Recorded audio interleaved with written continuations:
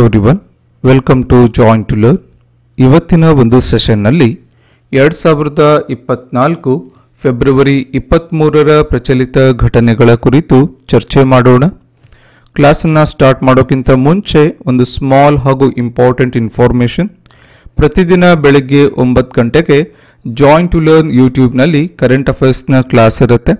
ಹಾಗೆ ಹಳೆಯ ಕರೆಂಟ್ ಅಫೇರ್ಸ್ನ ಕ್ಲಾಸ್ಗಳನ್ನು ನೋಡೋಕೆ ಕೆಳಗಡೆ ಡಿಸ್ಕ್ರಿಪ್ಷನ್ನಲ್ಲಿ ಪ್ಲೇಲಿಸ್ಟ್ನ ಲಿಂಕನ್ನು ಕೊಡಲಾಗಿದೆ.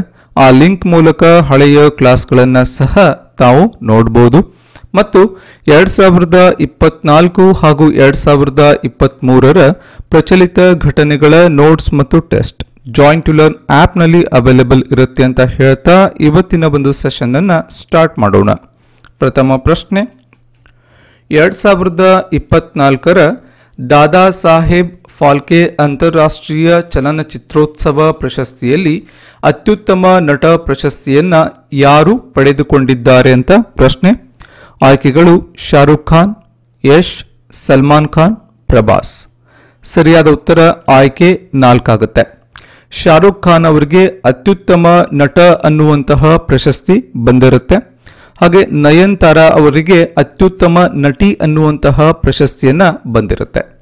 ಈ ಇಬ್ಬರಿಗೂ ಕೂಡ ಜವಾನ್ ಚಿತ್ರದ ನಟನೆಗಾಗಿ, ಆಟ್ಲಿ ನಿರ್ದೇಶನದ ಜವಾನ್ ಚಿತ್ರದಲ್ಲಿ ಮಾಡಿದಂತಹ ನಟನೆಗಾಗಿ ಈ ಪ್ರಶಸ್ತಿಯನ್ನ ಕೊಡಲಾಗಿರುತ್ತೆ. ಇನ್ನು ಅತ್ಯುತ್ತಮ ನಿರ್ದೇಶಕ ಪ್ರಶಸ್ತಿಯನ್ನ ಅನಿಮಲ್ ಸಿನಿಮಾದ ನಿರ್ದೇಶಕರಾದಂತಹ ಸಂದೀಪ್ ರೆಡ್ಡಿ ವಾಂಗ್ ಅವರಿಗೆ ಕೊಡಲಾಗಿರುತ್ತೆ. ಇನ್ನು ಕ್ರಿಟಿಕ್ ವಿಭಾಗದಲ್ಲಿ ಜವಾನ್ ಚಿತ್ರಕ್ಕಾಗಿ ಆಟ್ಲಿ ಅವರಿಗೂ ಕೂಡ ಪ್ರಶಸ್ತಿಯನ್ನ ಬಂದಿರುತ್ತೆ. ಇನ್ನು ಬಾಬಿ ಡಿಯೋಲ್ ಅವರಿಗೆ ಅತ್ಯುತ್ತಮ ಖಳನಟ ಅನ್ನುವಂತಹ ಪ್ರಶಸ್ತಿ ಬಂದಿರುತ್ತೆ. ಮತ್ತು ಮಾರ್ಷಲ್ ಸ್ಯಾಮ್ ಮಾನೆಕ್ ಶಾ ಅವರ ಜೀವನ ಚರಿತ್ರೆಯ ಒಂದು ನಟನೆಗಾಗಿ ವಿಕ್ಕಿ ಕೌಶಲ್ ನಟನೆಯ ಶ್ಯಾಮ್ ಬಹದ್ದೂರ್ ಸಿನಿಮಾದ ನಟನೆಗಾಗಿ ವಿಕ್ಕಿ ಕೌಶಲ್ ಅವರಿಗೆ ಅತ್ಯುತ್ತಮ ನಟ ಅನ್ನುವಂತಹ ಪ್ರಶಸ್ತಿ ಕ್ರಿಟಿಕ್ ವಿಭಾಗದಲ್ಲಿ ಬಂದಿರುತ್ತೆ. ಇಲ್ಲಿ ಕ್ರಿಟಿಕ್ ವಿಭಾಗದಲ್ಲಿ ಯಾರಿಗೆ ಅತ್ಯುತ್ತಮ ನಟ ಅಂದ್ರೆ ಅದು ವಿಕ್ಕಿ ಕೌಶಲ್ ಆಗುತ್ತೆ. ಬಟ್ ಅತ್ಯುತ್ತಮ ನಟ ಜವಾನ್ ಚಿತ್ರಕ್ಕಾಗಿ ಶಾರುಖ್ ಖಾನ್ ಅವರಿಗೆ ಬಂದಿರುತ್ತೆ. ಮುಂದಿನ ಪ್ರಶ್ನೆ, ಕೈರಿಯಾಕೋಸ್ ಮಿತ್ಸೋಟಾಕಿಸ್ ಅವರು ಇತ್ತೀಚೆಗೆ ಸುದ್ದಿಯಲ್ಲಿದ್ದು ಇವರು ಯಾವ ದೇಶದ ಪ್ರಧಾನಿಯಾಗಿದ್ದಾರೆ ಅಂತ ಪ್ರಶ್ನೆ. ಹೆಸರನ್ನ ನೆನಪಿನಲ್ಲಿ ಇಟ್ಕೊಳ್ಳಿ. ಕೈರಿಯಾಕೋಸ್ ಮಿತ್ಸೋಟಾಕಿಸ್ ಇವರು ಯಾವ ದೇಶದ ಪ್ರಧಾನಿ? ಆಯ್ಕೆಗಳು ಬಲ್ಗೇರಿಯಾ, ರೊಮಾನಿಯಾ, ಮೊಲ್ಡೋವಾ, ಗ್ರೀಸ್. ಸರಿಯಾದ ಉತ್ತರ ಆಯ್ಕೆ 4 ಆಗುತ್ತೆ. ಗ್ರೀಸ್ ದೇಶದ ಪ್ರಧಾನಿ ಆಗ್ತಾರೆ ಕೈರಿಯಾಕೋಸ್ ಮಿತ್ಸೋಟಾಕಿಸ್. ಇವರು ಭಾರತಕ್ಕೆ ಭೇಟಿಯನ್ನ ನೀಡಿದ್ದಾರೆ. ಭಾರತ ಮತ್ತು ಗ್ರೀಸ್ನ ನಡುವೆ ಈ ಸಂದರ್ಭದಲ್ಲಿ ಬೇರೆ ಬೇರೆ ಒಪ್ಪಂದಗಳಿಗೆ ಸಹಿಯನ್ನ ಹಾಕಲಾಗಿರುತ್ತೆ. ಮುಖ್ಯವಾಗಿ ಭಯೋತ್ಪಾದನೆಯನ್ನು ತಡೆಗಟ್ಟೋದು, ಅದರ ಜೊತೆಗೆ ವ್ಯಾಪಾರ, ರಕ್ಷಣಾ ಉತ್ಪಾದನೆ ಮತ್ತು ವಲಸೆ, ಈ ಎಲ್ಲಾ ಕ್ಷೇತ್ರದಲ್ಲಿ ಭಾರತ ಮತ್ತು ಗ್ರೀಸ್ ನಡುವೆ ಒಪ್ಪಂದವನ್ನು ಮಾಡಿಕೊಳ್ಳಲಾಗಿದೆ. ಜಾಗತಿಕವಾಗಿ ನಕ್ಷೆಯಲ್ಲಿ ಭಾರತ ಈ ಭಾಗದಲ್ಲಿ ಬರುತ್ತೆ, ಗ್ರೀಸ್ ಇಲ್ಲಿ ಬರುತ್ತೆ. ಸೊ ಗ್ರೀಸ್ ಮುಖ್ಯವಾಗಿ 4 ದೇಶಗಳ ಜೊತೆ ಗಡಿಯನ್ನ ಹಂಚಿಕೊಳ್ಳುತ್ತೆ. ಮೊದಲನೇದಾಗಿ ಅಲ್ಬಾನಿಯಾ ಇದರ ಮೇಲ್ಗಡೆ ಬರುತ್ತೆ, ಗ್ರೀಸ್ನ ಮೇಲ್ಗಡೆ. ಹಾಗೆ ಇಲ್ಲಿ ಉತ್ತರ ಮೆಕಡೋನಾ ಬರುತ್ತೆ ಇದರ ಪಕ್ಕದಲ್ಲಿ. ಹಾಗೆ ಇದರ ಪಕ್ಕದಲ್ಲಿ ಬಲ್ಗೇರಿಯಾ ಬರುತ್ತೆ, ಈ ಕಡೆ ಟರ್ಕಿ ಬರುತ್ತೆ. 4 ದೇಶಗಳು ನೆನಪಿನಲ್ಲಿ ಇಟ್ಕೋಬೇಕಾಗತ್ತೆ. ಯಾವ್ದು? ಅಲ್ಬಾನಿಯಾ, ಉತ್ತರ ಮೆಕಡೋನಾ, ಬಲ್ಗೇರಿಯಾ ಮತ್ತು ಟರ್ಕಿ. ಈ 4 ದೇಶಗಳ ಜೊತೆ ಗಡಿಯನ್ನ ಹಂಚಿಕೊಳ್ಳುತ್ತೆ. ಹಾಗೆ ಗ್ರೀಸ್ನ ಇಲ್ಲಿ ಕೆಳಗಡೆ ಮೆಡಿಟರೇನಿಯನ್ ಸಮುದ್ರದ ಜೊತೆಗೆ ಕೂಡ ಇದು ಗಡಿಯನ್ನ ಹಂಚಿಕೊಳ್ಳುತ್ತೆ. ಮೆಡಿಟರೇನಿಯನ್ ಸಮುದ್ರ ಮತ್ತು ಕೆಂಪು ಸಮುದ್ರವನ್ನ ಇಲ್ಲಿ ಸುವೇಜ್ ಕೆನಾಲ್ ಏನ್ ಮಾಡುತ್ತೆ, ಕನೆಕ್ಟ್ ಮಾಡುತ್ತೆ. ಸುವೇಜ್ ಕೆನಾಲ್ ಈ ಭಾಗದಲ್ಲಿ ಬರುತ್ತೆ, ಇಲ್ಲಿ ನಮಗೆ ಕೆಂಪು ಸಮುದ್ರ ಬರುತ್ತೆ, ಇಲ್ಲಿ ಮೆಡಿಟರೇನಿಯನ್ ಸಮುದ್ರ ಬರುತ್ತೆ. ಈ ಎರಡನ್ನ ಸುವೇಜ್ ಕೆನಾಲ್ ಕನೆಕ್ಟ್ ಮಾಡುತ್ತೆ. ಕೇಳ್ತಾರೆ ಎಕ್ಸಾಮ್ನಲ್ಲಿ, ಸುವೇಜ್ ಕೆನಾಲ್ ಯಾವ 2 ಸಮುದ್ರಗಳನ್ನು ಸಂಪರ್ಕಿಸುತ್ತೆ ಅಂತ ಕೇಳ್ತಾರೆ. ಸೊ ಮೆಡಿಟರೇನಿಯನ್ ಸಮುದ್ರ ಮತ್ತು ಕೆಂಪು ಸಮುದ್ರದ ನಡುವೆ ಈ ಒಂದು ಸುವೇಜ್ ಕೆನಾಲ್ ಕನೆಕ್ಟ್ ಮಾಡುತ್ತೆ. ಅದನ್ನು ತಾವು ನೆನಪಿನಲ್ಲಿ ಇಟ್ಕೋಬೇಕಾಗತ್ತೆ. ಮುಂದಿನ ಪ್ರಶ್ನೆ, ಅಮೃತ್ ಭಾರತ್ ಸ್ಟೇಷನ್ ಇತ್ತೀಚೆಗೆ ಸುದ್ದಿಯಲ್ಲಿದ್ದು ಯಾವುದಕ್ಕೆ ಸಂಬಂಧಿಸಿದೆ ಅಂತ ಪ್ರಶ್ನೆ. ಆಯ್ಕೆಗಳು ಬಸ್ ನಿಲ್ದಾಣ, ರೈಲ್ವೆ ನಿಲ್ದಾಣ, ವಿಮಾನ ನಿಲ್ದಾಣ, ಮೇಲಿನ ಯಾವುದೂ ಅಲ್ಲ. ಸರಿಯಾದ ಉತ್ತರ ಆಯ್ಕೆ 2 ಆಗುತ್ತೆ. ಏನು ಅಮೃತ್ ಭಾರತ್ ಸ್ಟೇಷನ್ ಯೋಜನೆ ಏನಿದೆ, ಇದನ್ನ ರೈಲ್ವೆ ನಿಲ್ದಾಣಗಳ ಅಭಿವೃದ್ಧಿಗೆ ಸಂಬಂಧಪಡುತ್ತೆ. ರೈಲ್ವೆ ನಿಲ್ದಾಣಗಳನ್ನು ಪುನರ್ ಅಭಿವೃದ್ಧಿ ಮಾಡೋದು ಇದರ ಉದ್ದೇಶ ಆಗುತ್ತೆ. ಪಾರಂಪರಿಕ ಕಟ್ಟಡಗಳ ಮಾದರಿಯಲ್ಲಿ ರೈಲ್ವೆ ನಿಲ್ದಾಣಗಳನ್ನು ನಿರ್ಮಾಣ ಮಾಡುವುದು ಈ ಯೋಜನೆಯ ಉದ್ದೇಶ ಆಗುತ್ತೆ. ಈ ಯೋಜನೆಯಡಿಯಲ್ಲಿ ಭಾರತದಾದ್ಯಂತ 1309 ರೈಲ್ವೆ ನಿಲ್ದಾಣಗಳ ಪುನರ್ ಅಭಿವೃದ್ಧಿಯನ್ನು ಮಾಡಲಾಗುತ್ತೆ. ಅವುಗಳನ್ನು ಆಧುನಿಕ ಮತ್ತು ಸುಸಜ್ಜಿತಗೊಳಿಸುವಂತಹ ಗುರಿಯನ್ನು ಹೊಂದಲಾಗಿದೆ. ಏನು ಒಂದು ಪ್ರಯಾಣಿಕರಿಗೆ ಬೇಕಾದಂತಹ ಫೆಸಿಲಿಟೀಸ್ ಏನೇನು ಬರುತ್ತೆ, ಒಂದು ಎಕೋಸಿಸ್ಟಮ್ ಏನು ಬರುತ್ತೆ, ಅದನ್ನು ಕ್ರಿಯೇಟ್ ಮಾಡಬೇಕು ಅನ್ನೋದು ಈ ಯೋಜನೆಯ ಉದ್ದೇಶ ಆಗುತ್ತೆ. ಭಾರತ ವಿಶ್ವದಲ್ಲೇ 4ನೇ ಅತಿದೊಡ್ಡ ರೈಲ್ವೆ ಜಾಲವನ್ನು ಹೊಂದಿದೆ. ಭಾರತಕ್ಕಿಂತ ಮುಂಚೆ ಅಮೆರಿಕ, ಚೀನಾ, ರಷ್ಯಾ ಅತಿ ದೊಡ್ಡ ರೈಲ್ವೆ ಜಾಲವನ್ನು ಹೊಂದಿರುವಂತಹ ಪ್ರಮುಖ ದೇಶಗಳಾಗುತ್ತೆ. ಜಾಗತಿಕವಾಗಿ ಅಮೆರಿಕ ಅತಿ ಹೆಚ್ಚು ರೈಲ್ವೆ ಜಾಲವನ್ನು ಹೊಂದಿರುವಂತಹ ದೇಶ ಆಗುತ್ತೆ. ಅದರ ನಂತರ ಚೀನಾ ಬರುತ್ತೆ, ಅದರ ನಂತರ ರಷ್ಯಾ ಬರುತ್ತೆ, 4ನೇ ಸ್ಥಾನದಲ್ಲಿ ಭಾರತ ಬರುತ್ತೆ. ಎಕ್ಸಾಮ್ನಲ್ಲಿ ಕೇಳ್ತಾರೆ, ಭಾರತ ವಿಶ್ವದಲ್ಲಿ ಎಷ್ಟನೇ ಅತಿ ದೊಡ್ಡ ರೈಲ್ವೆ ಜಾಲವನ್ನು ಹೊಂದಿದೆ? 4ನೇ ಅತಿ ದೊಡ್ಡ ರೈಲ್ವೆ ಜಾಲವನ್ನು ಹೊಂದಿರುತ್ತೆ. ಮುಂದಿನ ಪ್ರಶ್ನೆ, ಇಸ್ರೋ ಅಧ್ಯಕ್ಷ ಎಸ್ ಸೋಮನಾಥನ್ ಅವರಿಗೆ ಇತ್ತೀಚೆಗೆ ಯಾವ ವಿಶ್ವವಿದ್ಯಾಲಯ ಗೌರವ ಡಾಕ್ಟರೇಟ್ ಅನ್ನು ನೀಡಿದೆ ಅಂತ ಪ್ರಶ್ನೆ. ಆಯ್ಕೆಗಳು: ಧಾರವಾಡ ವಿಶ್ವವಿದ್ಯಾಲಯ, ಬೆಂಗಳೂರು ವಿಶ್ವವಿದ್ಯಾಲಯ, ಮೈಸೂರು ವಿಶ್ವವಿದ್ಯಾಲಯ, ರಾಣಿ ಚೆನ್ನಮ್ಮ ವಿಶ್ವವಿದ್ಯಾಲಯ. ಸರಿಯಾದ ಉತ್ತರ ಆಯ್ಕೆ 2 ಆಗುತ್ತೆ. ಬೆಂಗಳೂರು ಯೂನಿವರ್ಸಿಟಿ, ಬೆಂಗಳೂರು ವಿಶ್ವವಿದ್ಯಾಲಯ ಇಸ್ರೋ ಅಧ್ಯಕ್ಷರಾಗಿರುವಂತಹ ಎಸ್ ಸೋಮನಾಥನ್ ಅವರಿಗೆ ಗೌರವ ಡಾಕ್ಟರೇಟ್ ಅನ್ನು ನೀಡಿ ಅವರಿಗೆ ಗೌರವಿಸಿರುತ್ತೆ. ಇತ್ತೀಚೆಗೆ ಇಸ್ರೋ ಅಧ್ಯಕ್ಷರು ಇನ್ನೊಂದು ಕಾರಣಕ್ಕಾಗಿ ಸುದ್ದಿಯಲ್ಲಿದ್ದಾರೆ. ಅದು ಏನು ಅಂತಂದ್ರೆ, ಆದಿಚುಂಚನಗಿರಿ ಮಠ ಏನಿದೆ, ನಮ್ಮ ಕರ್ನಾಟಕದ ಆದಿಚುಂಚನಗಿರಿ ಮಠ ಏನಿದೆ, ಅದು ಇಸ್ರೋ ಅಧ್ಯಕ್ಷರಾದಂತಹ ಎಸ್ ಸೋಮನಾಥನ್ ಅವರಿಗೆ ವಿಜ್ಞಾತಂ ಪ್ರಶಸ್ತಿ ನೀಡಿರುತ್ತೆ. ವಿಜ್ಞಾತಂ ಅನ್ನುವಂತಹ ಒಂದು ಪ್ರಶಸ್ತಿಯನ್ನು ನೀಡಿ ಗೌರವಿಸಿರುತ್ತೆ. ಹಾಗೆ ಕರ್ನಾಟಕದ ಇನ್ನೊಂದು ಮಠ ಕೂಡ ಸುದ್ದಿಯಲ್ಲಿದೆ. ಯಾವುದು? ಸುತ್ತೂರು ಮಠ. ಸುತ್ತೂರು ಮಠ ಅಯೋಧ್ಯೆಯ ಏನು ರಾಮ ಮಂದಿರ ಏನಿದೆ, ಅಯೋಧ್ಯೆಯಲ್ಲಿ ತನ್ನ ಒಂದು ಶಾಖಾ ಬ್ರಾಂಚ್ ಅನ್ನ ಅಥವಾ ತನ್ನ ಶಾಖೆಯನ್ನ ಆರಂಭ ಮಾಡೋಕೆ, ತನ್ನ ಮಠದ ಶಾಖೆಯನ್ನ ಆರಂಭ ಮಾಡೋಕೆ ನಿರ್ಧರಿಸಿರುತ್ತೆ. ಹಾಗೆ ಇಸ್ರೋ ಇನ್ನೊಂದು ಕಾರಣಕ್ಕಾಗಿ ಸುದ್ದಿಯಲ್ಲಿದೆ. ಅದು ಏನು ಅಂದ್ರೆ ಯೋ ಮಿತ್ರ. ಯೋ ಮಿತ್ರ ಅನ್ನೋದು ಇಸ್ರೋದ ಏನು ಗಗನ್ಯಾನ್ ಮಿಷನ್ನ ಅಡಿಯಲ್ಲಿ, ಇಸ್ರೋದ ಗಗನ್ಯಾನ್ ಮಿಷನ್ ಅಡಿಯಲ್ಲಿ ಬಾಹ್ಯಾಕಾಶಕ್ಕೆ ಕಳುಹಿಸುವಂತಹ ಒಂದು ರೋಬೋಟ್ ಆಗುತ್ತೆ. ಒಂದು ರೋಬೋಟ್ ಆಗುತ್ತೆ. ಯೋ ಮಿತ್ರ ಅಂದ್ರೆ ಏನು ಅಂತ ಕೇಳ್ತಾರೆ. ರೋಬೋಟ್ ಅನ್ನೋದು ತಾವು ನೆನಪಿನಲ್ಲಿ ಇಟ್ಕೋಬೇಕಾಗುತ್ತೆ.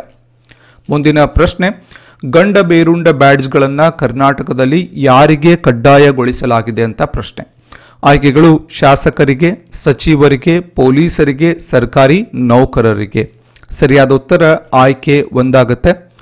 ಕರ್ನಾಟಕದ ಎಲ್ಲ ಶಾಸಕರೇನಿದ್ದಾರೆ 224 ಶಾಸಕರು, ಆಡಳಿತ ಪಕ್ಷ, ವಿರೋಧ ಪಕ್ಷ ಎಲ್ಲ ಸೇರಿ ಒಟ್ಟಾಗಿ 224 ಶಾಸಕರಿಗೆ ಈ ಗಂಡ ಬೇರುಂಡ ಬ್ಯಾಡ್ಜ್ಗಳನ್ನು ವಿತರಣೆ ಮಾಡಿದ್ದಾರೆ. ಇವುಗಳನ್ನು ಅವರು ಸದನಕ್ಕೆ ಹಾಜರಾಗುವಾಗ ಕಡ್ಡಾಯವಾಗಿ ಧರಿಸಬೇಕಾಗತ್ತೆ. ಇನ್ನು ಗಂಡ ಬೇರುಂಡ ಅನ್ನೋದು ಕರ್ನಾಟಕದ ಒಂದು ಅಧಿಕೃತ ಲಾಂಛನ ಆಗುತ್ತೆ. ಕರ್ನಾಟಕದ ಒಂದು ಅಧಿಕೃತ ಲಾಂಛನ. ಮುಂದಿನ ಪ್ರಶ್ನೆ, ಸ್ಯಾಟಲೈಟ್ ಬಿಡಿಭಾಗಗಳ ತಯಾರಿಕೆಯಲ್ಲಿ ಎಷ್ಟು ವಿದೇಶಿ ನೇರ ಬಂಡವಾಳ ಹೂಡಿಕೆ ಅಂದರೆ ಫಾರಿನ್ ಡೈರೆಕ್ಟ್ ಇನ್ವೆಸ್ಟ್ಮೆಂಟ್ಗೆ ಅವಕಾಶವನ್ನು ಸರ್ಕಾರ ಕಲ್ಪಿಸಿದೆ ಅಂತ ಪ್ರಶ್ನೆ. ಎಕ್ಸಾಮಲ್ಲಿ ಕೇಳ್ತಾರೆ, FDI ಎಷ್ಟು ಒಂದು ಅಲೌವ್ ಇದೆ ಯಾವುದರಲ್ಲಿ?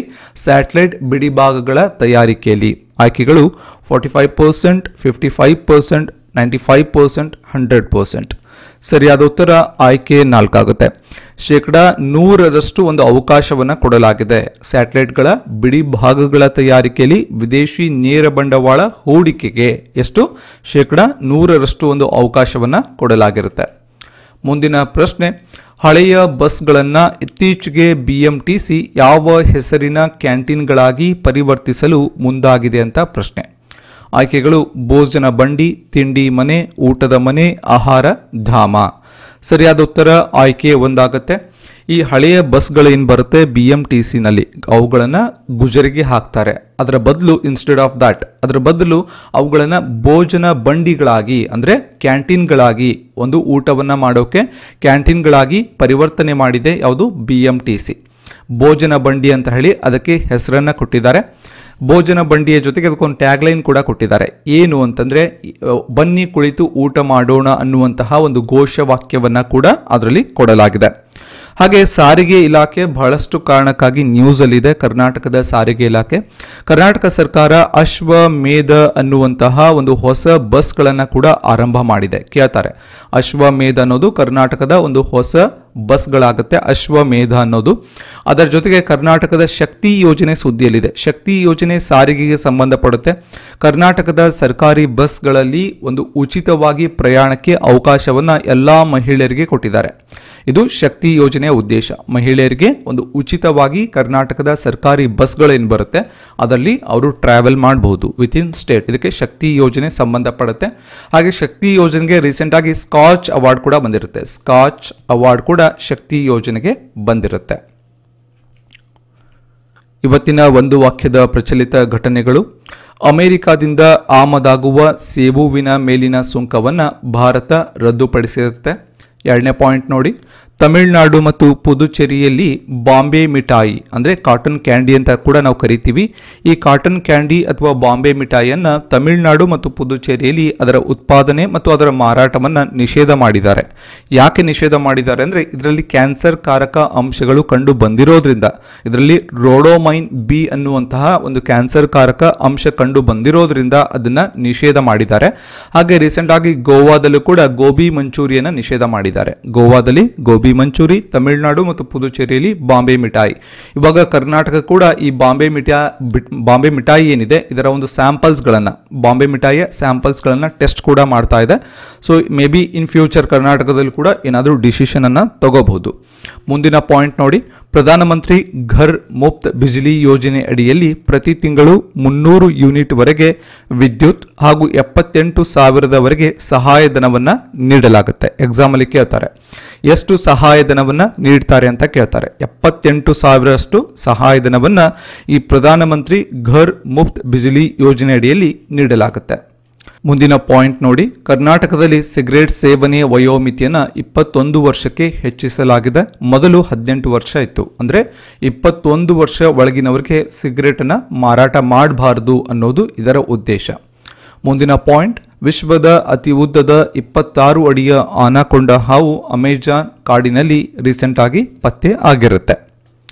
ಸೊ ಇವಿಷ್ಟು ಇವತ್ತಿನ ಕ್ಲಾಸ್ನ ಡಿಸ್ಕಷನ್ ಆಗಿರುತ್ತೆ. ಕ್ಲಾಸ್ ಇಷ್ಟ ಆದರೆ ಒಂದು ಲೈಕ್ ಮಾಡಿ, ಈ ನಾಲೆಡ್ಜನ್ನು ನಿಮ್ಮ ಫ್ರೆಂಡ್ಸ್ ಜೊತೆ ಕೂಡ ಶೇರ್ ಮಾಡ್ಕೊಳ್ಳಿ. ಹಾಗೆ ನೀವಿನ್ನು ಜಾಯಿನ್ ಟು ಲರ್ನ್ ಯೂಟ್ಯೂಬನ್ನು ಸಬ್ಸ್ಕ್ರೈಬ್ ಮಾಡ್ಕೊಂಡಿರಲಿಲ್ಲ ಅಂದರೆ ಸಬ್ಸ್ಕ್ರೈಬ್ ಮಾಡ್ಕೊಳ್ಳಿ. ಹಾಗೆ ಜಾಯಿನ್ ಟು ಲರ್ನ್ನ ಟೆಲಿಗ್ರಾಮನ್ನು ಕೂಡ ಫಾಲೋ ಮಾಡಿ. ಹಾಗೆ ಜಾಯಿನ್ ಟು ಲರ್ನ್ನ ಅಫಿಷಿಯಲ್ ಆ್ಯಪ್ ಮತ್ತು ಜಾಯಿನ್ ಟು ಲರ್ನ್ನ ವೆಬ್ಸೈಟ್ನಲ್ಲಿ 2024 ಹಾಗೂ 2023ರ ಪ್ರಚಲಿತ ಘಟನೆಗಳ ನೋಟ್ಸ್ ಮತ್ತು ಟೆಸ್ಟ್ ಅವೈಲೇಬಲ್ ಇರುತ್ತೆ.